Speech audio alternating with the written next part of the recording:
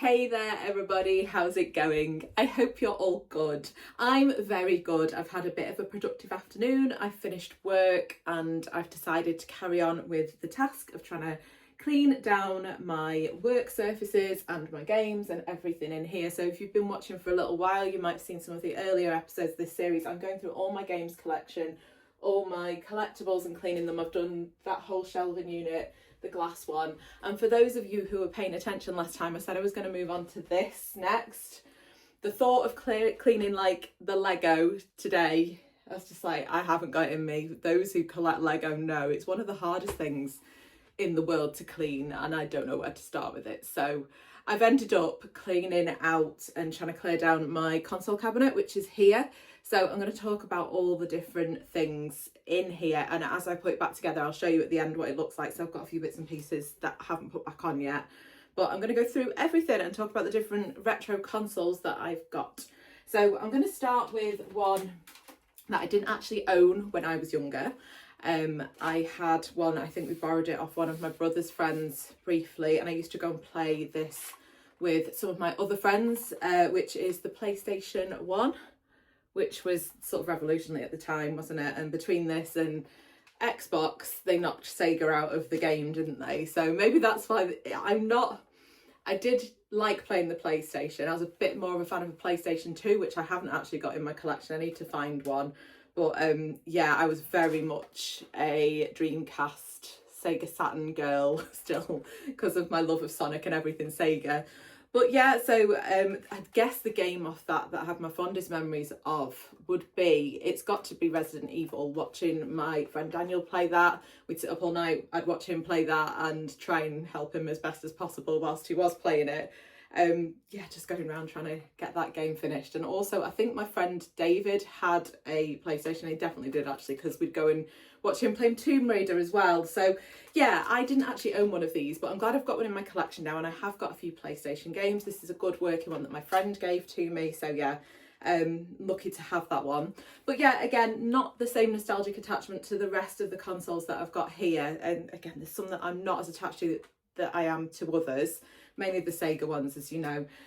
Next is one which I absolutely loved. I've talked about this all the time because I do adore my N64. This isn't my original one. My original one is nowhere to be seen. I don't know where it's gone. The buttons actually got stuck on my original one, so the reset button, which I can fix if I just get the right tool to do the job for it, but I kept ordering the wrong tool and I couldn't undo it. I've watched videos on how to like undo it, and then you just clean it out, because I was getting some bad advice to like put WD-40 on the button to release it, and apparently if it's dusty it just makes it gunky, and yeah, that doesn't help anything. Anyway, the N64, that was my first sort of, not my first experience gaming with more than one person, because obviously you had a lot of two players on your more retro consoles, but this was the first time where you sort of experienced a load of your mates all around one TV, all around like a little tiny TV, playing on Mario Kart or on GoldenEye or on Diddy Kong Racing. And I think this was I've got so many fond memories of that as a teenager, playing that with my mates, yeah, all the time. But again, I think my favourite on that, I've said it before, I think it's so hard to say, it's between Mario Kart and GoldenEye. But yeah, that's the N64 right there. That one, actually I will grab this because it is controversial. I've got a really good controller, boxed and everything. Those controllers were really like, I don't know, they'd cause arguments, wouldn't they? Because I actually really like this controller. It fits my hands really nicely. I know it's odd because you've not got three hands, but to be honest, you rarely use the D-pad anyway. It was mainly your analog stick and the buttons, wasn't it? And it just, I found that really comfortable to hold, whereas a lot of people were just like, oh, that's crazy.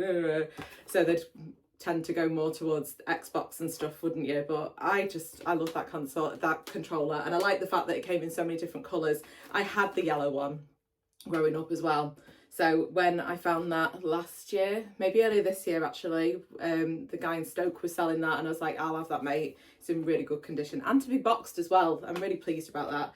So yeah, that's the N64. So what's next? I'm going to do the one that I've got less of an attachment to first, which is the Wii U. I had a Wii, which I played a lot on. That was the first time really, so you know, you had family round and stuff, and like at Christmas, where my mum and other people could actually play, you know, like the bowling games and stuff, because they were so easy to play on the original Wii. I haven't got my original Wii, don't know where it is. I've been promised one, my friend is going to give me. He got a load of them. He's been picking them up over the years, like just buying them from car boots and stuff. So he said that I could have one of his, which is really kind of him. So I have to find a home for that when I've got it. But I did have the Wii U. It was quite a short-lived console really, wasn't it? But some of the games on that were really, really good. Like there was the Mario Party games have always been a big favourite of mine. You know, especially a bit older, having a drink, having your friends round, and yeah, having those little competitive games. And on this one, I think you could have 5 people playing, because you'd have someone as Bowser on the handheld, and then you'd have 4 other people playing with the other controllers. And it was, what was quite good is the Wii controllers were compatible with the Wii U, which I think maybe Xbox did it first, or maybe PlayStation. Somebody might have beaten them to it, but it was quite like a new idea to do that, because normally you have to buy all new everything, don't you? So yeah, I really enjoyed that, and this is what then went on to become the Switch. It was sort of the earlier idea of it. But yeah, I was a fan of that. I also like Mario Maker on that, because I used to just get like the styles out and like doodle and make the levels, which is a really, really good game. If you've not played it, I'd recommend you have a go with that one. The next one, which I do have a very, very deep nostalgic attachment to. I didn't actually own it, it was my brother's, and I've talked about this before. When I became so obsessed with my MegaDrive, our MegaDrive, we had it as a joint Christmas present in 91, I think it was. Year of release, was it 1990 it was released? Whatever the year after it was released, we got the MegaDrive. Was it the year Sonic 2 came out? It might have been 92. Anyway, doesn't matter. So I played that to death. That was a joint Christmas present, but because I used to thrash my brother at it all the time, he was then like, oh, I don't like Sonic. So he went on to become a bit of a Nintendo boy, and he got his SNES. This is our original SNES that he sent to me in a package a couple of years ago when I first started doing my channel. He sent this to me, and I've been really careful, but it's difficult because I try and keep them clean, but I'm trying to do it without, if you look really carefully, I don't even know if you can see it anymore really. We wrote the code for Theme Park on there. There's a cheat code. So we had it written on the console itself. I don't know why. It's just what kids do, isn't it?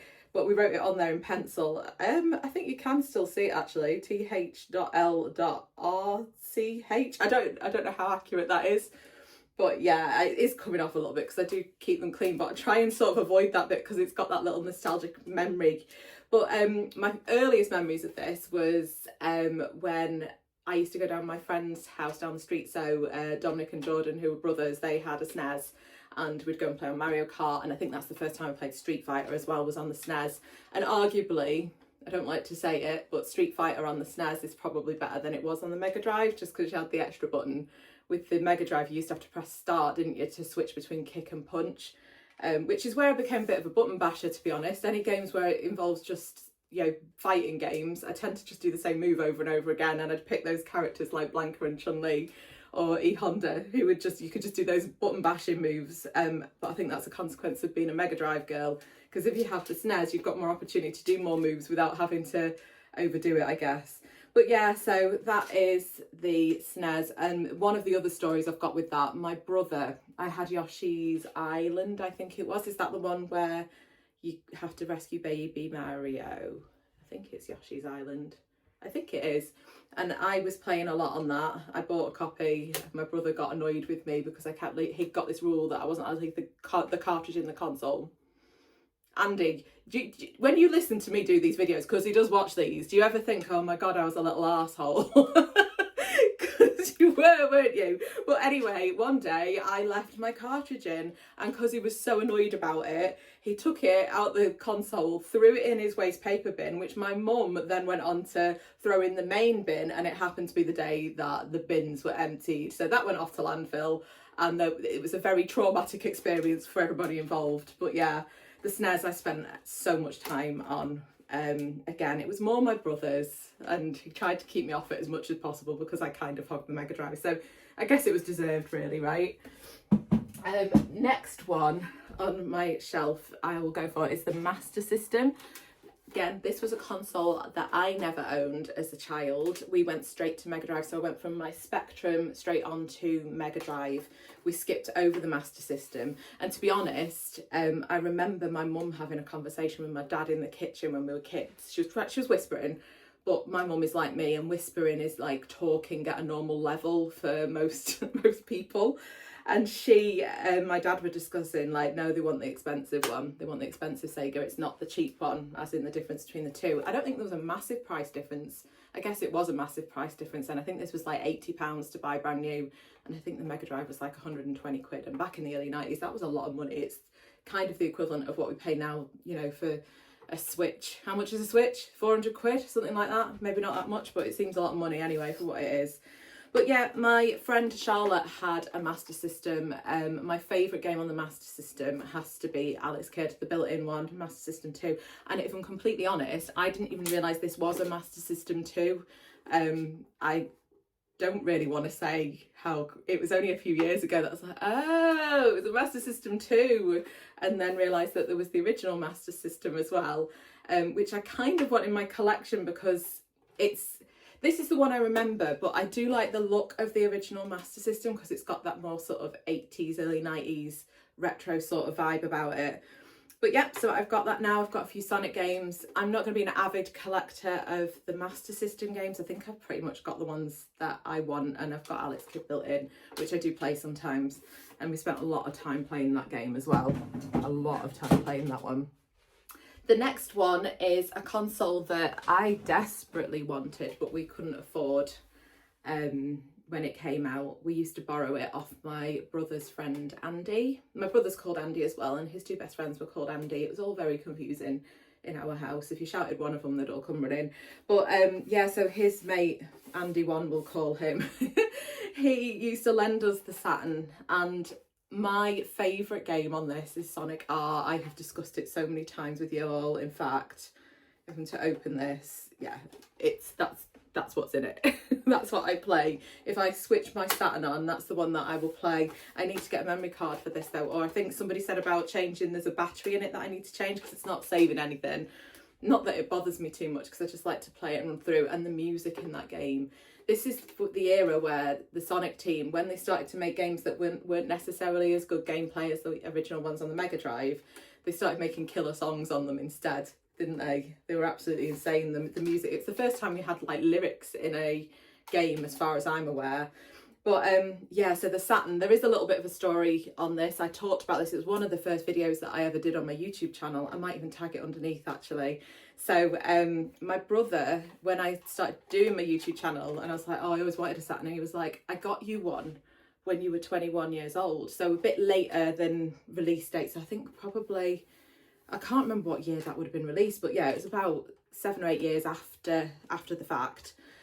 He'd picked one up with a load of games, bought it for me. I don't remember him getting it for me. I remember playing on it, but again, in my mind, I think I've just convinced myself it was his friend's console. And he said, yeah, it's at mum's house, it's in the garage. So I was like, brilliant, that'll go brilliant in my games room. So I went round to speak to my mum and she'd given it away. So I was disappointed because in my head I'm like, great, I've got a Saturn, I don't have to buy one. And yeah, my mum had given it away with all the games. But thankfully for my birthday, was it even for my birthday? I think he just sent it me. A couple of years ago, my brother sent me this in a box with a load of other games that he'd bought to replace it. So that kind of makes up for him being an arsehole. I should take that back, shouldn't I, Andy? I'm so sorry. But yeah, I absolutely love the Saturn. I love that game in particular though, Sonic R. And that brings me on nicely to the very next console after the Sega Saturn, and that is the Dreamcast. Again, Sonic games being my favourite, but not to talk about Sonic endlessly. I also used to love Crazy Taxi on that one as well. The Dreamcast, I got the first batch that came to the UK. I bought one, I think I even queued up outside Curry's back in the day. Was it Curry's? What is PC World now? Curry's? Anyway, and I queued up outside. I went day of release, went and bought it. I saved up a long time because these were really expensive. I think £200 back then. Again, a lot of money. So I got one of those, but it never really worked properly, and I just assumed that it was because it was new tech or something. The CDs kept skipping, and you'd be playing a game and it would skip, so you'd have to reset it and start again, and you'd often lose bits of save information because of it. And then after about 11 months, they did a recall on the original batch, and mine was one of the batch numbers that was faulty. So I went and got this one, which is the same one. This is my, I'd like to say childhood. I wasn't a kid anymore when I got that. But yeah, so that's my original one, and I was really pleased when I found that in my garage downstairs, because I thought this was one that had been lost in time, a bit like my oh, Crazy Taxi's in there actually, so that's what I was playing last time. I'm one of those people, I do leave things in, which again my brother used to get wound up about. But and it works. It's a great console. I love that one, and it's such a shame because it was so ahead of its time, wasn't it? Like, it was internet ready, which I think was Xbox. The first Xbox was, wasn't it? And I think this came just before it. And it had, I'll show you the controller actually, for those that don't know, you probably do. The Dreamcast controllers are a little odd. They're an odd shape. These are an odd shape. So I would agree with anybody who says that. But they had in them, the memory cards in them were like little, for want of a better word, little Game Boys. So what you do, which one was it? Sonic Adventure, it was the first one, where you'd collect the little chows, they were called. You'd go around the game and collect them, and you could put one on that and look after it like a Tamagotchi, and I used to take it round with me and look after it like a Tamagotchi, which is really cool. So it's such a shame that that one kind of, that was the nail in the coffin for consoles for Sega, wasn't it, really? Maybe it was a little bit too advanced, and maybe a little bit on the price point as well, very expensive. And the Sonic games, I love the Sonic games, as I talk about, but they weren't the same as the ones on my favourite console of all time, which is sat here, which is the MegaDrive. Anybody who watches my channel and has done for a while will know that this is my ultimate console, this one here. I've got a MegaDrive 2 as well, but it's the original MegaDrive that is, for me, the one that I think of. When I think of MegaDrive, I think of this, or Genesis if we're in the USA.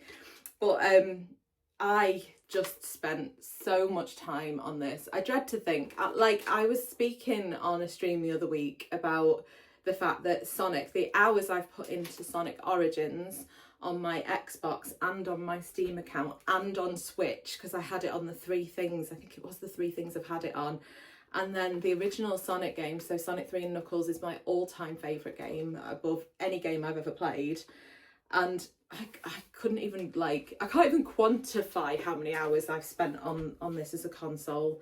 It's very much, yeah, that's me sat in my bedroom playing on my MegaDrive. And I just completely, I love it to this day. I'm a big Sonic fan. And yeah, so that's the MegaDrive. This isn't my childhood one. I have got my childhood one next door that came in the package from my brother a couple of years ago. I bought this, I would say just over 2 years ago, and it's got a SCART lead and stuff, so it makes it so much easier to plug into my CRT TV. What I'm going to do, I'm going to flip the camera around and just show you how that's looking now. I've tidied it up a little bit. I'm still not happy with it. It's tidier than what it was. I was starting to get, you know, anyone who's got a games room, you know, when you've got little bits and pieces and you'll just be like, you'll chuck it on a shelf somewhere and like tuck it away, or at least I do. So it is still a little bit messy. I need to figure out what I'm going to do with the plugs, but like I said, I think I'm going to move games room anyway, so I'm going to have a bit more space, because I am going to have to get another unit, because there are still some retro consoles I'm missing. I cannot find my GameCube. I've got a Wii U coming to me. I need to get PlayStation 2, and when I start adding those up, I'm going to need a whole other storage unit, which I haven't got space for in here. But I'm going to flip the camera. Let me just plug all these in. I'll put something going on the TV, and yeah, I will be, I don't even know why I'm saying I'll be back in a minute, because it's not even a minute for you, it'll be less than a second. So yeah, just starting at the top, there is my Pac-Man light. I'm going to switch him off and on so you can see what he does. Just hang on.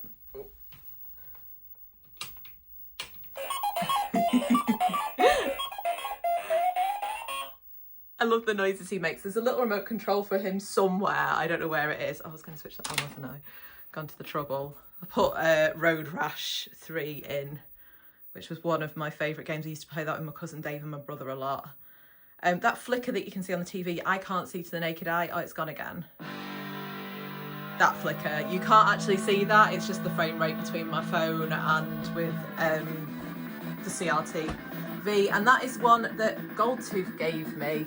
So Goldtooth Gaming, I met him at a gaming fair a few years back, and he's like, Tess, come and look what I've got in the boot of my car. I was like, what, where's he taking me? Should I trust this man? I just bought a CRT TV, which he didn't want anything for, so I just gave him a load of cakes that I baked instead. So yeah, I traded a TV for some cakes. But yeah, so this is the unit itself. I've got each of the consoles sort of here. This is what is doing my head in.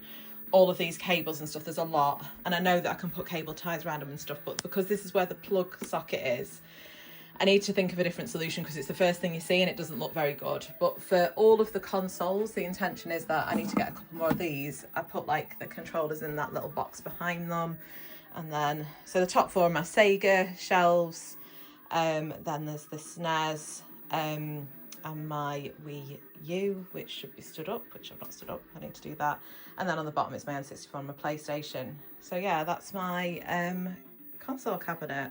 That's it, guys. That's my console unit. Like I said, I need to think about getting a bigger version when I move rooms, which will happen next year. But yeah, that's where they all live for now. I need to think of a better solution for some of the wires and the plug sockets and stuff, which I will do, but not at the moment because I can't really do anything different. I can't change anything just now, so it is what it is.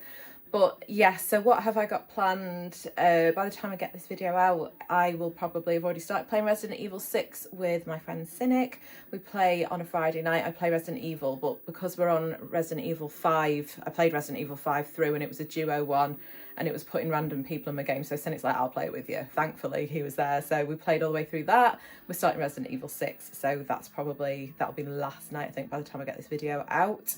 I will be recording some stuff with my Shenana Gamer friends. For those of you that don't know, I have a group of really core friends who we game with all together, my Shenana Gamers. So that is Cynic Placebo, who I've just mentioned, Frank from Angry Dad Gaming, Valentine Gaming, Chibi Rena, and Test Pilots Game Glitches. I always stutter over your name, Test, because I'm so excited to say it. And I'll tag them in under this video, but if you want to go and find out a little bit more about what we do, it's literally just, we've got a hub on YouTube where you can go and find a few other videos and just check out those other channels as well. And I think that's everything. So thank you so much for watching, guys. I'm moving on to the Lego shelf and stuff next. So if anyone's got any suggestions on how to clean that properly, please let me know, because I'm dreading doing the Lego shelf, if I'm completely honest. So yeah. Anyway, thank you for watching, take care, and I'll speak to you all soon. Bye!